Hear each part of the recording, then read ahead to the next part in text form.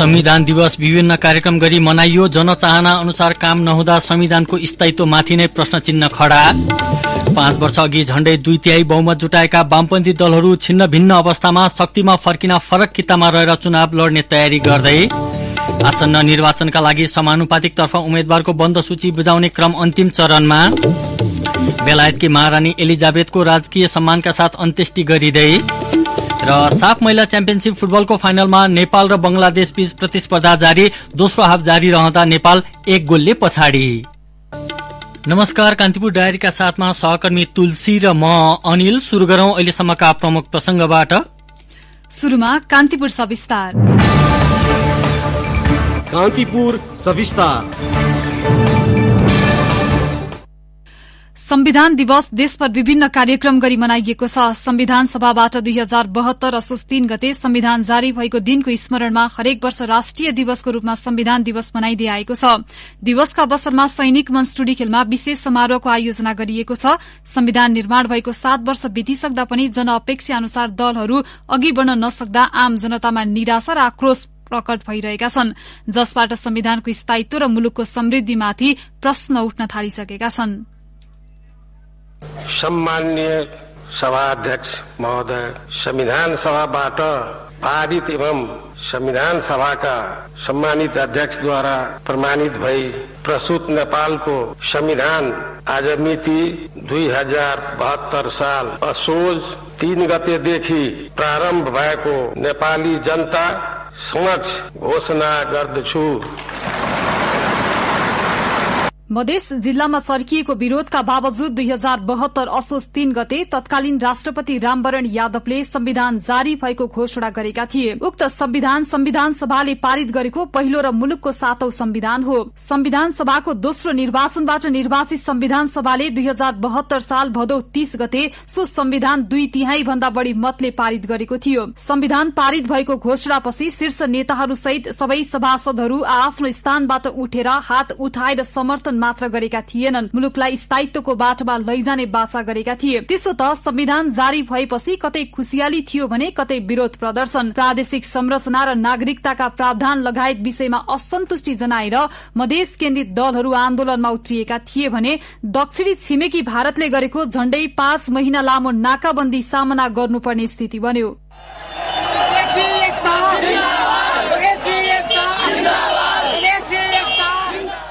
विरोध प्रदर्शनमा 40 बढ़ी मधेसीले ज्यान गुमाएका थिए। हालको संविधानले संघीयता, गणतन्त्र, समावेशिता, समानुपातिक प्रणाली र धर्मनिरपेक्षतालाई अंगीकार गरेको छ। जनताको प्रतिस्पर्धात्मक बहुदलीय लोकतान्त्रिक शासन प्रणाली, नागरिक स्वतन्त्रता, मानव अधिकार, आवधिक निर्वाचन, स्वतन्त्र न्यायपालिका र कानूनी राज्यको अवधारणा बोकेर राष्ट्रको सार्वभौमिकता, भौगोलिक अखण्डता, राष्ट्रिय स्वाधीनता, एकता र राष्ट्रिय स्वाभिमानलाई अक्षुण्ण राख्ने उद्देश्यले आत्मसात गर्न नेपाली संविधान सभाबाट सो संविधान जारी गरिएको हो। तर संविधान जारी भएपछि आम नागरिकमा जुन अपेक्षा थियो त्यो खण्डित मात्र भएको छैन। संविधान कार्यान्वयनको सवालमा पनि उत्तिकै प्रश्न खड़ा भएको छ। संविधानले जुन भावनाबाट मुलुक र मुलुकका नागरिकको सपनाहरूको अभिव्यक्त गरेको थियो, सही अनुरूप सरकार, राजनीतिक दल तथा मुलुकका अन्य शासकीय अंगहरूले काम गर्न नसकिरहेको जानकार बताउँछन्। मुलुकमा राजनीतिक अवस्था परिवर्तन भए पनि नागरिकका समस्या जीवका त्यौं रहेका छन्। आम नागरिकले व्यवस्थामाथि नै आशंका गर्ने स्थिति सृजना भएको विश्लेषकहरूको भनाइ छ। राजनीतिक दल तथा सरकारका दोषहरूलाई आम नागरिकले व्यवस्थाको दोष तथा संविधानको दोष बुझ्न थालेको राजनीतिक विश्लेषक केशव दाहालको भनाइ छ।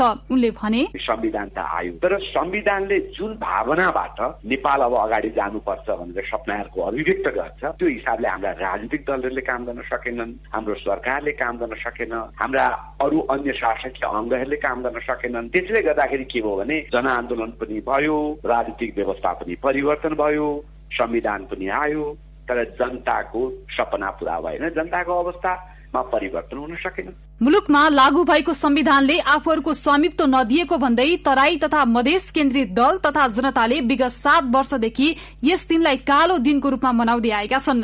मुलुकको संविधानलाई स्वीकार्न अथक प्रयास गरिरहे पनि संविधान संशोधन नहुँदासम्म आफूहरू त्यसलाई स्वीकार्न नसक्ने मधेस केन्द्रित दल जसपाका प्रवक्ता मनिष सुमनको भनाइ छ। उनी 2072 असोज 3 लाई यसरी स्मरण गर्छन्। 7 वर्ष अगाडि मधेस आन्दोलन चलिरहँदा हामी मधेसवादी दललाई सडकमै छोडेर र सडकमा पनि कर्फ्यू लगाएपछि हामीलाई हत्या गरेपछि हाम्रा कार्यकर्ताहरूलाई निर्मम ढंगले कुटपिट घाइते बनाएर जारी गरिएको संविधान हो। साँच्चै भन्ने हो भने यदा कदा यसरी गम्भीरतापूर्वक यो संविधानलाई हेर्यौं पढ्यौं भने मधेसी शहीदको खुनले लथपथिएको संविधानको रूपमा हामी हेर्छौं। संविधानले आफूहरूलाई अझै नागरिक अधिकार दिन नसकेको, जनसंख्याको आधारमा निर्वाचन क्षेत्र चयन नगरी भूगोलको आधारमा गरेको तथा संविधानले देवनागरिकी लिपिको नेपाली भाषालाई मात्र मान्यता दिएकोमा मधेस केन्द्रित दलको चर्को विमति रहँदै आएको हो। संविधानलाई सर्वसम्म स्वीकार गरेर विश्वको उत्कृष्ट संविधान भन्ने राजनीतिक दल र तिनै दलका नेताबाट प्रत्येक दिन संविधानको केही अंश च्यात्ने काम भइरहेको मधेस मामिला जानकार विजयकान्त कणको भनाइ छ। उनी भन्छन्, संविधान कानून अनुसार शासन हुने जुन भन्छौं त्यसबाट सृजित हुने इन्स्टिट्युसनहरूले जुन गभर्नेन्स क्रिएट गर्नुपर्ने त्यो चाहिँ राष्ट्रपति, प्रधानमन्त्री, सरकार, सर्वोच्च अदालत, संसद र खास गरी राजनीतिक दलहरू र त्यसका नेताहरू कसैले पनि यो संविधानको अर्डरलाई मान्ने अवस्था मैले देखिन। 7 वर्षमा जसले जहाँ चाह्यो त्यहाँ मिचिने कोसिस गरौं। संविधान जारी भएको 1 दशक पनि नहुँदा यसको स्थायित्वमाथि प्रश्न उठिरहेका छन्। त्यसैले संविधान कार्यान्वयनका लागि सबैभन्दा बढी जिम्मेवार राजनीतिक नेतृत्व हुनुपर्ने अवस्था छ। दलहरूले संविधानको कार्यान्वयनमा इमानदारीता, चिन्ता, प्रतिबद्धता अनुसार कार्यान्वयन गर्ने तदारुकता देखाएमा संविधान कार्यान्वयन चुनौतीपूर्ण नभएको जानकार इन्द्र अधिकारीको बुझाइ छ। उनले भनिन्, कार्यान्वयन गर्ने पक्षमा चाहिँ राज्यमा संलग्न अथवा संविधान निर्माणमा संलग्नहरू पनि एकदमै आफैमा धेरै इमानदार देखिएको स्थिति छैन। परम्पराको नै प्रभाव धेरै देखिने र अझ साँच्चै भन्दाखेरि त अघिल्ला केही 4 वर्ष 5 वर्षको उसलाई हेर्दाखेरि त रिग्रेसनतिर लैजान चाहिँ राजनीतिक दलहरू जो आफै संविधान बनाउन लागि परेका हुन् उनीहरू नै उत्तर भएको स्थितिले गर्दाखेरि अलिकति जनमानसमा चाहिँ कन्फ्युजन अनि अलिकति निराश यो चाहिँ देखिन्छ। सरकारले असोज 3 को दिनलाई युगान्तकारी दिनको रूपमा स्मरण गरेको छ। संविधानले प्रत्येक नागरिकलाई सम्पूर्ण तथा नागरिकको मौलिक हक, राजनीतिक, सामाजिक, आर्थिक अधिकारलाई सुनिश्चित गरेको प्रधानमन्त्री शेरबहादुर देउवाको दाबी छ। उनी भन्छन्, यो संविधानले नेपाललाई संघीय लोकतान्त्रिक गणतन्त्रात्मक मुलुकका रूपमा स्थापित गरेको छ। संविधानले नेपाली जनतालाई सार्वभौमता सम्पन्न बनाउनका साथै नागरिकको राजनीतिक, सामाजिक तथा आर्थिक अधिकारलाई पूर्णतः सुरक्षित गरेको छ। यसैले आजको दिन मुलुकको राजनीतिक इतिहासमा युगान्तकारी दिन हो। यस अघिका संवैधानिक इतिहासको तुलनामा हालको संविधानलाई प्रगतिशील, फराकिलो र उत्कृष्ट संविधानको रूपमा व्याख्या गरिदिएको छ। तर जनआकांक्षाको सवाललाई मूर्त रूप दिन नसक्दा मुलुकले अझै पनि स्थायित्व ग्रहण गर्ने छाटकाट देखिएको छैन। रेडियो कान्तिपुरका लागि तुलसी अर्याल। कान्तिपुर सविस्तार।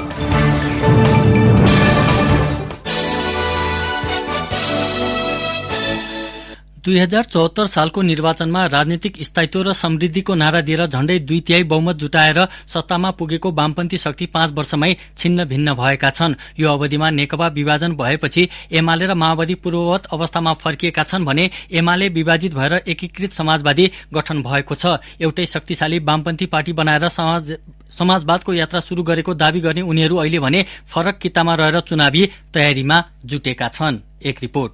विगतमा विपरीत ध्रुवमा रहेका एमाले र माओवादी केन्द्रले 2074 सालमा प्रतिनिधि सभा र प्रदेश सभा निर्वाचनमा चुनावी तालमेल गर्दै पछि पार्टी एकता गरी शक्तिशाली कम्युनिष्ट पार्टी बनाएका थिए। फरक राजनीतिक दर्शन र वैचारिक रुझानमा रहेका एमाले र माओवादी केन्द्रको नेतृत्वले 5 वर्षमा पालै पालो सत्ता साझेदारी गर्ने गोप्य सहमति गर्दै पार्टीभित्र कुनै औपचारिक निर्णय नगरी चुनावी गठबन्धन र नेकपा गठन गरेका थिए। दुईवटा शक्तिबीचको मिलनलाई त्यति बेला अस्वाभाविक भएको टिप्पणी भइरहँदा नेकपाको नेतृत्वले दुई अध्यक्ष मिलेर पार्टीलाई अघि बढाउने उद्घोष गरेका थिए। तत्कालीन नेकपाका एकजना अध्यक्ष केपी शर्मा ओलीले अर्का अध्यक्ष पुष्पकमल दाहालसँगको सहकार्यबारे भनेका थिए। कतिवटा लाग्ला दुईटा अध्यक्ष भए के गरेको टेम्पो चलाए जस्तो होइन, जेटमा दुईटा हुन्छ पाइला। एउटा महाअभियान हामीले चलाउनु छ। हामी दुईजनाले सल्लाह गरिकन विचार विमर्श गरिकन विश्लेषण गरिकन अगाडि बढाउने अठोट गरेका छौं, संकल्प गरेका छौं। दुई अध्यक्षको व्यवस्था गर्दै अघि बढेको नेकपा 3 वर्ष पूरा नहुँदै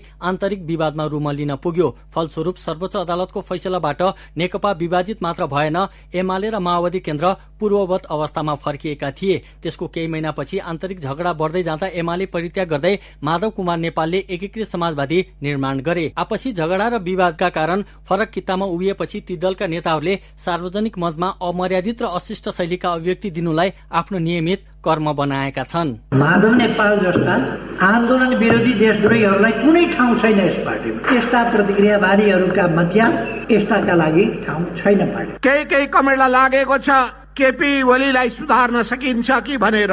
मैले त भनेको छु निरङ्कुश बाटो समातेका केपी ओली एन्ड प्रवृत्तिको पनि आयु पुग्यो। केपीले जब जालजेल गर्न थाले, षड्यन्त्र गर्न थाले, अब पार्टी भित्रै गर्न थालेपछि विद्रोहको झण्डा कसले उठायो? प्रत्यक्षतर्फ 80 र समानुपातिकमा 41 सीट सहित पहिलो पार्टी एमाले बनेको थियो भने प्रत्यक्षतर्फ 36 सीट जितेको माओवादीले समानुपातिकमा 17 सीट जितेपछि संसदमा 2/3 बहुमत निकटको जनमत नेकपाले बटुलेको थियो। तर संसदको विघटनको श्रृंखलाबाट शक्तिशाली कम्युनिष्ट पार्टीलाई छिन्न भिन्न अवस्थामा मात्र पुर्याएन एमाले प्रतिपक्षमा खुम्चियो भने माओवादी र एकीकृत समाजवादीले कंग्रेस नेतृत्वको 5 दलीय गठबन्धनको सहयात्री बन्न पुगेका छन्। यही मेसोमा कतिपय नेताहरूले फेरि पनि वामपन्थी एकताको बहस नचलाएका होइनन्, तर उनीहरूलाई नेतृत्वप्रति खासै विश्वास छैन। नेतृत्वले सार्वजनिक मञ्चमा दिएका अभिव्यक्तिलाई लिएर वामपन्थी एकताको पक्षमा मत राख्दै आएका एमाले नेता घनश्याम भुसालले भनेका छन्, हाम्रै आन्दोलनभित्र कम्युनिस्ट आन्दोलनभित्र पनि हेर्नु न, त्यो नेकपा माओवादी केन्द्र हुनुको योग्यता के हो भने कमरेड प्रचण्डले पत्ता साफ गरिदिन्छु एमालेको भनेपछि बाटोमा लाठी लिएर निक्लिहाल्नुपर्छ। उहाँको योग्यता त्यसरी नै।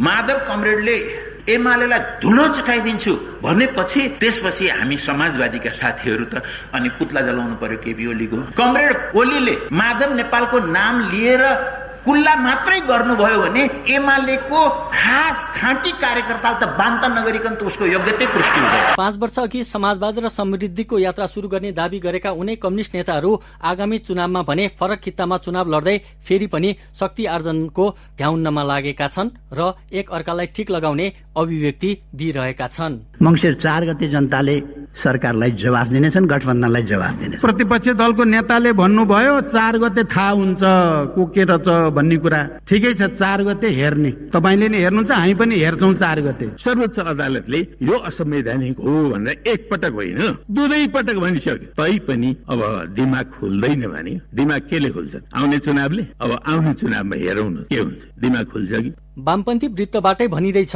कम्युनिष्ट पार्टीका नेताहरू विगतमा आफैले भन्ने गरेको संसदीय बहसमा फस्दै चुनावदेखि चुनावसम्मको राजनीतिमा केन्द्रित भएका छन्। 5 वर्ष अघि 2/3 बहुमत जुटाएका उनै कम्युनिष्ट नेताहरूले चुनावबाट कस्तो शक्ति आर्जन गर्ने हो आगामी मंसिर 4 को चुनावी नतिजा कुर्नुपर्नेछ। किनकि माओवादी र एकीकृत समाजवादी कंग्रेस नेतृत्वको चुनावी गठबन्धनमा छन् भने एमाले राप्रपा लगायत शक्तिसँग मिलेर चुनावी प्रतिस्पर्धा गर्ने रणनीति बुनिरहेको छ।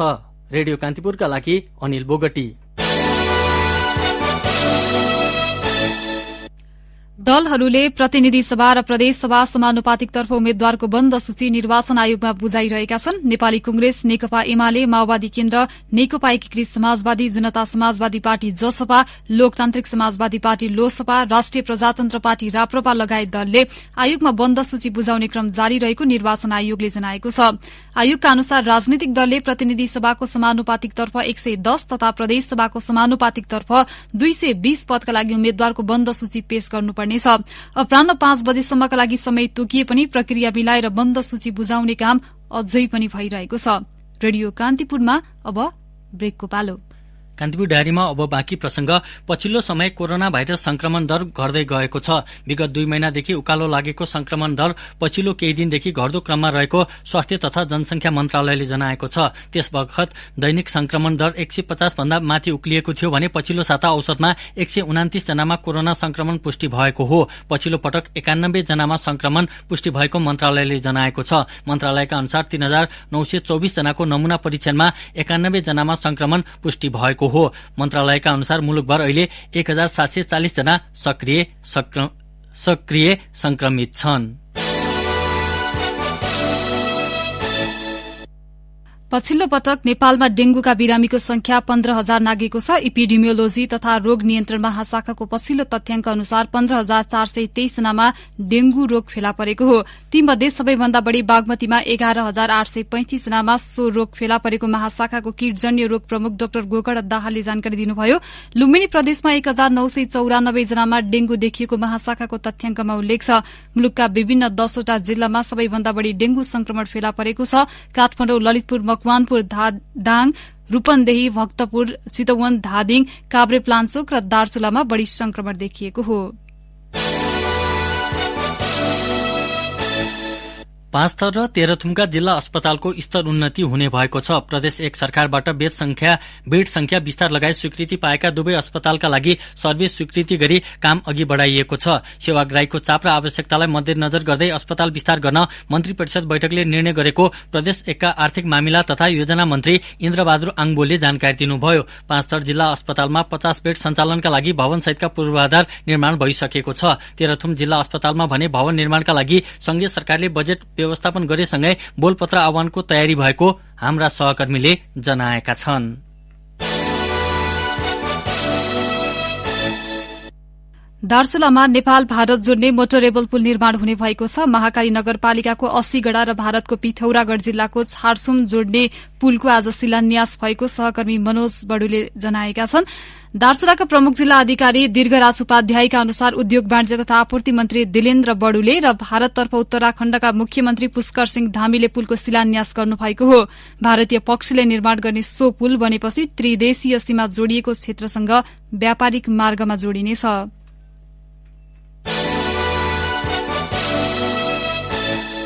अविरल वर्षापछि हुम्लाको उत्तरी क्षेत्रमा हिमपात शुरू भएको छ। हिमपातले हिमालपारीको गाउँ लिमीमा पाकेर भित्राउने अवस्थामा रहेको अन्नबाली समेत नष्ट भएको छ। पाक्न लागेको बाली नष्ट हुँदा यस वर्ष भोकमरीको समस्या आउन सक्ने नामका 6 लिमीका वडाध्यक्ष पालजोर तामाङले बताउनुभयो। हिमपातसँगै चिसो बढेपछि लेकमा लगिएका गाईबस्तु र गोठालालाई समस्या भएको हाम्रा सहकर्मीले जनाएका छन्। हिमपातले लाप्चा, न्यालु, ताक्सी, तुमलिङ र लिमी स्थित उत्तरी क्षेत्रका अग्ला डाँडा र हिमाल सेताम्मे भएका छन्। कान्तिपुर डायरीमा अब रसुवा डायरीको पालो।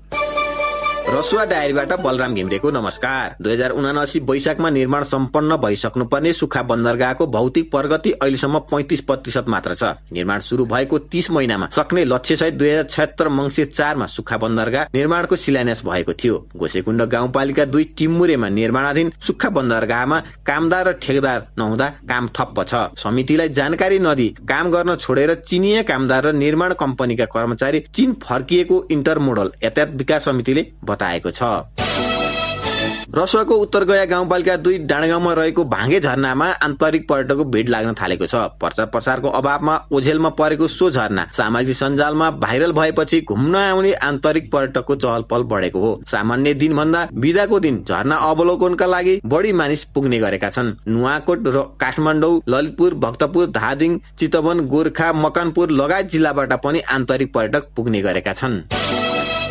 चीनसँगको नाका रसुवागढी पुग्ने सड़कको अहिले बेहाल छ। स्याउबारीदेखि धुन्चे स्याप्रु हुँदै रसुवागढीसम्म पुग्दा खाल्टा खुल्टी ठाउँ ठाउँमा भेटिन्छ। सड़कको बेहालले गर्दा यात्रा जोखिम रहेको कन्टेनर चालक रामशरण आचार्यले बताए। स्याप्रु बेसी रसुवागढी सड़क खण्डमा पनि ठाउँ ठाउँमा पहिरोको जोखिम छ। वर्षातको समयमा यात्रा गर्न झनै कठिन हुने गरेको छ। पासाङ लामो मार्गको स्याउबारीदेखि धुन्चे हुँदै स्याप्रुसम्मको सड़क खण्ड समयमै मर्मत नहुँदा जीर्ण हुँदै गएको छ। 2068 सालमा कालो पत्रे भए पनि अहिले भत्किएर बनेको खाल्टा खुल्टी नपुरिँदा र पहिरो गएको ठाउँमा निर्माण नहुँदा सड़क जीर्ण बनेको हो।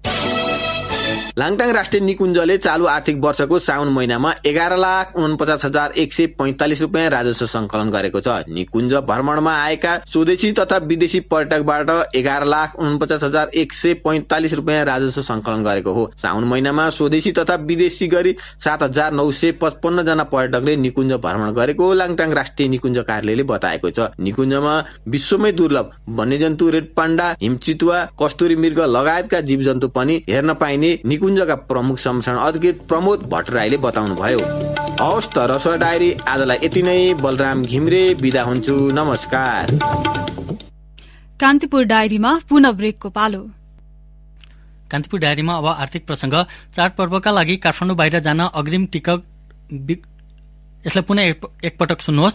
चाडपर्वका लागि काठमाडौँ बाहिर जान अग्रिम टिकट बुकिङ गर्नेको संख्या 15,000 पुगेको छ। असोज 1 गतेदेखि अग्रिम टिकट खुल्ला गरिएकोमा नयाँ बस पार्क क्षेत्रबाट 3 दिनमा 15,000 यात्रुले अग्रिम टिकट लिएको व्यवसायीहरूले बताएका छन्। टिकट बुकिङ गर्नेमा सबैभन्दा धेरै दार्चुला, कैलाली, बजाङ, बाजुरा, प्युठान लगायतका जिल्लामा जाने यात्रु रहेका छन्। यसैबीच काठमाडौँ उपत्यका ट्राफिक प्रहरी कार्यालय र यातायात व्यवस्था विभागले चाडपर्वलाई लक्षित गरेर विभिन्न 14 वटा स्थानमा यात्रु सहायता कक्ष स्थापना गरेका छन्। ट्राफिक प्रहरीका प्रवक्ता राजेन्द्र प्रसाद भट्टका अनुसार टिकट बुकिङ अनुगमन गर्ने र नाकामा सवारी साधनको आवत जावत सहज बनाउने तयारी गरिएको हो। अब अन्तर्राष्ट्रिय प्रसंग। बेलायती इतिहासमा 70 वर्ष शासन गरेकी दिवंगत महारानी एलिजाबेथ द्वितीयको राजकीय सम्मानका साथ अन्त्येष्टि गरिँदैछ।